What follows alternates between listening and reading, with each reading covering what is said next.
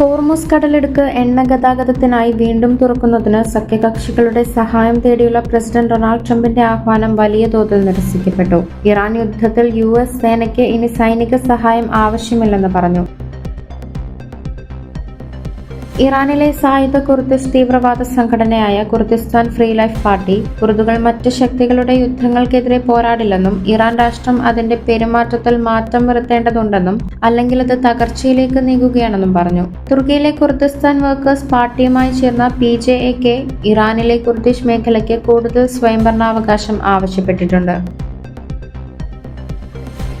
നടനും രാഷ്ട്രീയക്കാരനുമായ വിജയുടെ തമിഴക വെട്രി കഴകം വരാനിരിക്കുന്ന തമിഴ്നാട് നിയമസഭാ തെരഞ്ഞെടുപ്പിൽ ഒറ്റയ്ക്ക് മത്സരിക്കാൻ ഒരുങ്ങുന്നതിനാൽ വിജയ് ഉൾപ്പെടെയുള്ള മുതിർന്ന നേതൃസംഘം ചെന്നൈയിലെ മണ്ഡലങ്ങളിൽ മത്സരിക്കുമെന്ന് പാർട്ടി വൃത്തങ്ങൾ സൂചിപ്പിക്കുന്നു.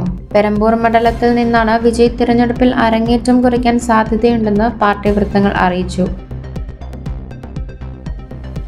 ഇന്ത്യയിലെ അത്യാധുനിക ആരോഗ്യ സംരക്ഷണം കഴിഞ്ഞ ഏതാനും പതിറ്റാണ്ടുകളായി ലോകമെമ്പാടുമുള്ള രോഗികളെ ആകർഷിച്ചിട്ടുണ്ട്.